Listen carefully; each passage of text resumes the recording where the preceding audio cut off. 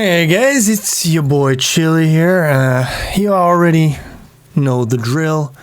Forgot to turn off the Patreon, so now I gotta go back into the YouTube mines. Gotta mine out some nugs. So what are we gonna be mining out today? Well, I figure I got a little bit of a problem, a little bit of thing I want to look into. It's kind of related to my works. And I figure I'll just make some content out of it while we're at it. So, what's the thing? Where's my?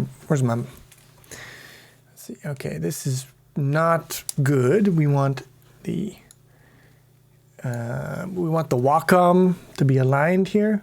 That's now we went too far to the left. So let's go a little up and to the right. Yeah, like that. What do we got? Do we got the full range? Close enough. Okay. We're ready to draw. So what are we doing here? By the way, this video is going to be, the production quality is going to be total ass. There's no script. There's no plan. I'm just going to record a bunch of stuff, and then I'm going to split it up at random points and spit it out onto the YouTubes. But I think it'll be cool. It's going to be some system-y stuff. Anyways, I'm not getting a consistent, a cohesive flow of consciousness here. What's the problem? Okay, so we got a program. We'll call it Program A. And it's big-ish. It exists. We want to use it. We want to share data that program has with other processes, clients. So we'll say that data is just a vector. It's just a vector. And we want to share that to the clients. And there's lots of different ways you can do that. Inter-process communication. You could use sockets, transfer the data over sockets as it's requested, pipes, mail slots, I guess. I don't know. Lots of different things. But the way that we want to do it is we want to use shared memory. Why? Because it's fast and it seems like it'd be an easy thing to do. In a way easy, in a way difficult. But anyways, who cares? We've decided we want to use shared memory. How? Is it possible? That's what I want to look into here. Now, so this is our vector of data. Now, there exists in Windows, let's just pull it up here, a way of sharing memory between processes. You can have two different processes share the same actual physical memory. And that's cool. That's a very fast way of communicating between processes. The question is, how does it work, and is it going to work for us? Now, I don't believe... So what we would like to do is this vector, the code creates this vector. When you create a vector, by default, it is going to go on the heap, right? The default allocator will allocate the actual... the storage, the blocks of storage, the one block of storage for the vector on the default, C runtime heap. Okay? Now, I don't believe we could use... I hate that this window is always on the top. It doesn't make any goddamn sense. Anyways. So we could use this function here, create file mapping, to create a region of memory that can then be shared between processes. But I don't think this will work for something that's on the heap. And the reason why I don't believe so, I guess to understand that, you have to understand how virtual memory works. And I guess it wouldn't be a Chili video without some bad diagramming. Now, I did do a video on virtual memory somewhere. The video exists on, you could search my channel for like virtual memory and I'm sure it'll pop up. But let's just do a quick recap. How does this work? And I'm not going to give you like a super accurate to implementation for like Windows or Linux or whatever. Just like a basic idea, an example that I pull out of my butt. So you've got a process. It's got a virtual memory space. Every program sees its own memory space, by the way. So if you've got, if we were talking in terms of like 32-bit operating system, 32-bit machine, that's like what? Depending on situations as 2 to 4 gigabytes of memory space. And every like if you've got 3 processes, each one doesn't think it has, 2 gigabytes divided by 3 or something. Each process thinks it has all the memory to itself. They're all kind of like sandboxed. They don't see each other. And that's what virtual memory is kind of. So let's just like take a process here. What kind of things does it put in its memory? It's got like global data, right? I'll just do it for both of these. Global, static sort of data, string constants, etc. We'll just put that all in one same region. And it's got like its executable code, maybe, In some formats that might be labeled as like .text or whatever. Yeah. And I can never remember which one goes where, but anyways, usually you're going to have like a heap. And that's where when you do like new or malloc, when you create a vector, it's going to use new or malloc under the hood. It is going to allocate memory in this. This is a very dynamically resizable area. And then you've got like, I don't know what color, this one. Got like a stack. Let's put the stack at the top. I see lots of diagrams. I think the stack goes at the top. And the stack is a fixed size, unlike the heap, which generally grows and can possibly shrink as well. Stack has a fixed size, and as you push stuff onto the stack, it's going to go down and down and down. And if you go too far down past the end of the fixed size, you get a stack overflow, right? Right, okay. But generally it's a fixed size, whereas the heap, you just keeps growing until you're basically out of memory. Either you're totally out of memory in the virtual memory space, which is unlikely, especially in 64 bits. I don't know how much space that is, but it's a lot of gigabytes. It's like a lot of terabytes, maybe exabytes. I don't know. So you probably aren't going to exhaust the whole virtual memory space, but you will likely exhaust the physical, which we'll talk about very quickly. So yeah, every process has its own memory space. So for example, I'm not even going to make them properly squared because I'm too lazy. But let's call this, process A, process B. So maybe process A and process B, they both think that, for example, their code starts at address 100. Now, how can 2 different processes have code at the exact same address? The answer is they're obviously separate. They're sandboxed from each other. But each program thinks that it starts at 100, let's say.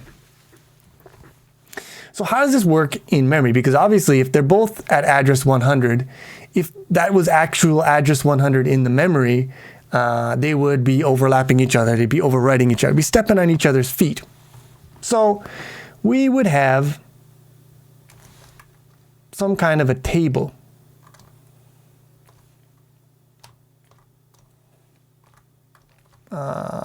And this is filled pages of memory. And so what the operating system will do is it will map these allocations to pages. So maybe this one maps to here. Maybe this one maps to here. I don't know if they have to be contiguous, if the contiguous memory in this virtual memory space has to be contiguous in here. But it makes my life easier for drawing the diagrams. That's the way I'm going to draw it. But as you can see, they don't have to be in order. So they're mapping now. These regions of memory are mapping to pages in this table. Let's keep going. Let's make more. Ah, beautiful. Oh, look at these straight lines. And this one, let's say this one's going to map to here. And now, each one of these pages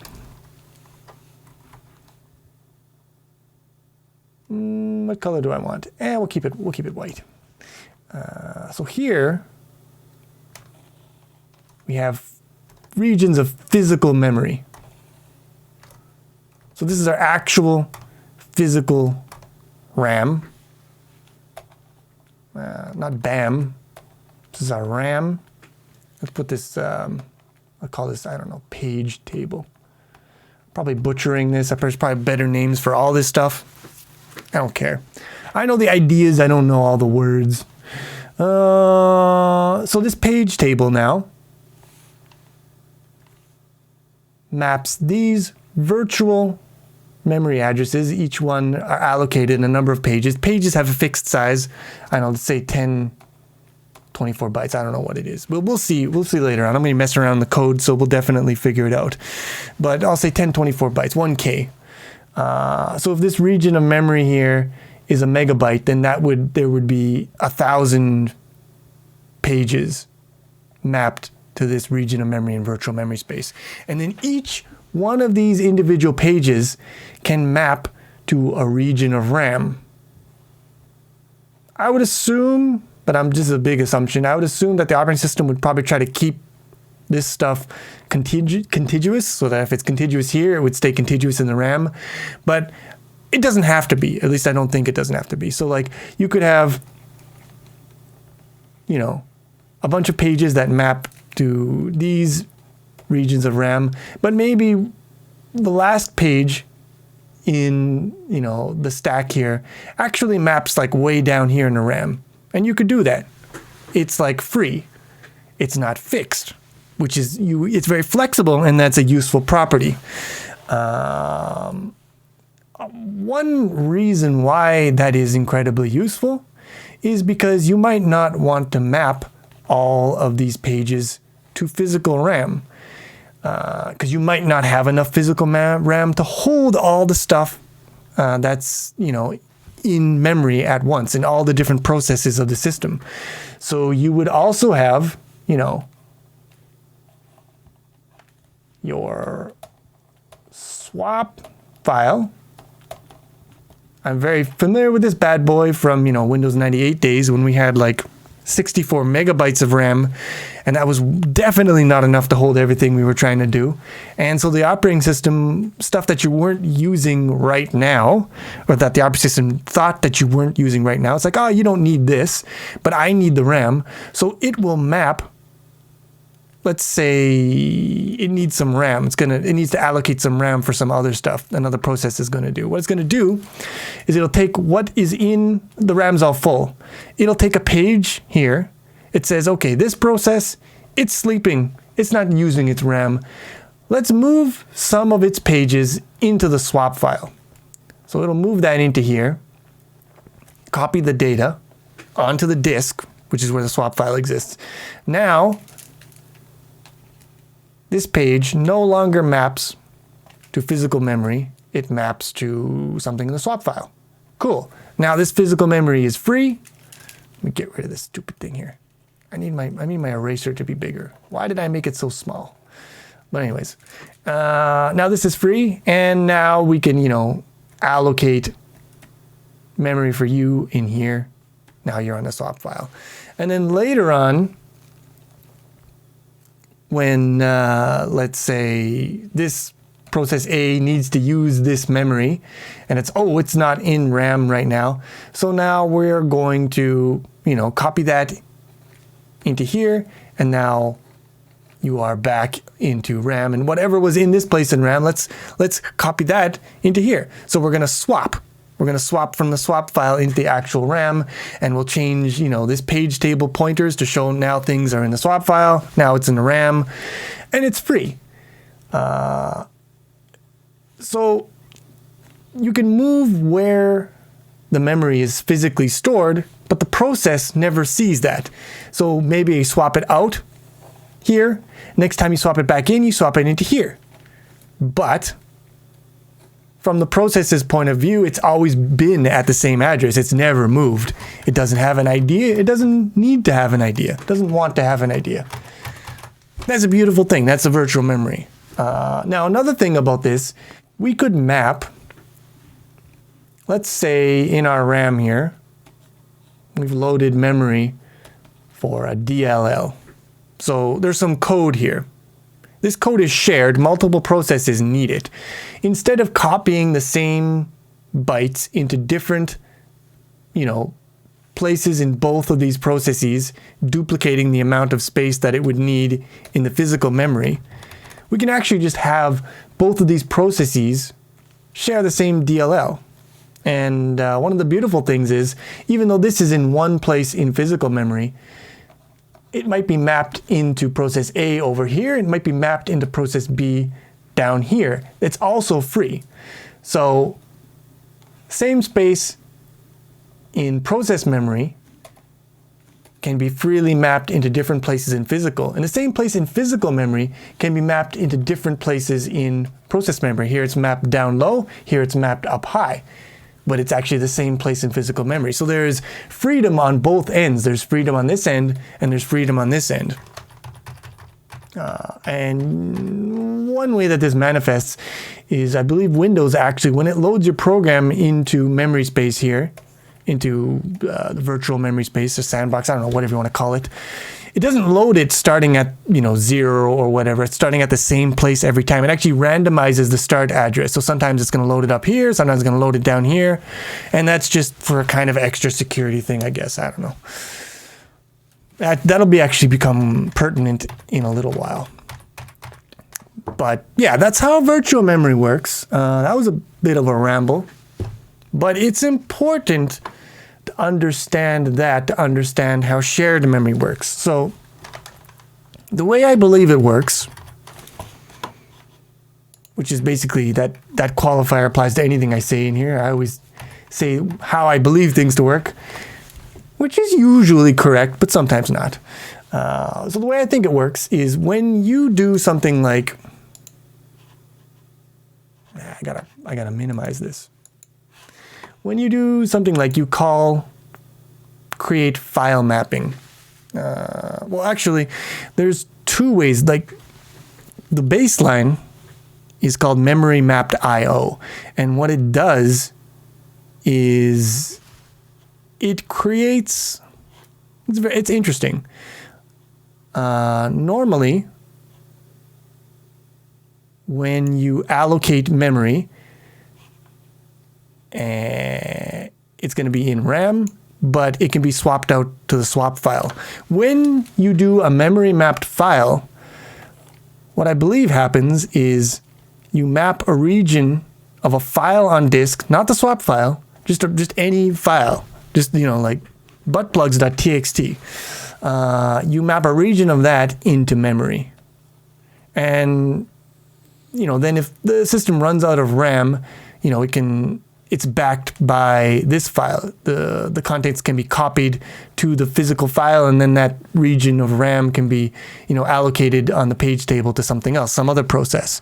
So instead of, being backed by a swap file, when you do memory mapped file access, you've got this region of memory that is going to be periodically synchronized to the file on disk. I don't know what triggers it, but definitely if the system needs to use this physical memory for some other reason, it'll definitely write that to the file here. But here's the thing. So that's the baseline. You open a file, you map a region of it to memory, and then you can, read and write from memory, and that will be much faster than reading and writing directly from disk, but it'll be synchronized to disk. So if you have to do a lot of reading and writing to a file, you map it into memory, it'll be way faster, and it will still be, persisted to the file system. But we don't care about files, right? We won't want to persist anything to the file system. What do we want to do? We just want a region of physical memory that we can share between processes. And what Windows gives us is it says, okay, you just want some memory. That's cool. You call the same function that you call for memory mapped file, but you'll pass it a specific signal value called invalid handle value.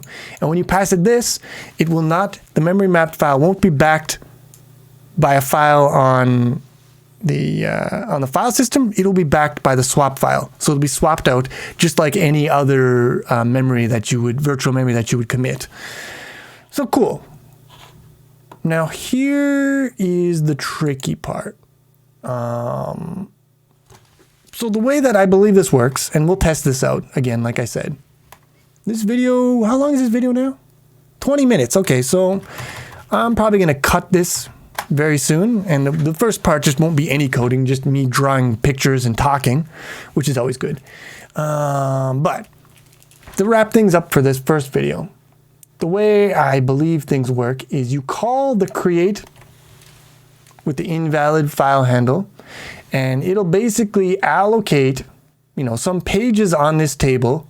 Okay, here is your shared memory. And I don't know, maybe it'll map them to RAM to start with. Or maybe it won't. I don't know how it works. But anyways, it says, okay, here is your memory. And then from each of your processes, you call a function to map some unused part of your virtual memory space to this page table, with these pages, which will be mapped to, physical RAM, or to the swap file if it happens to be swapped out. It doesn't matter. But the trick here is that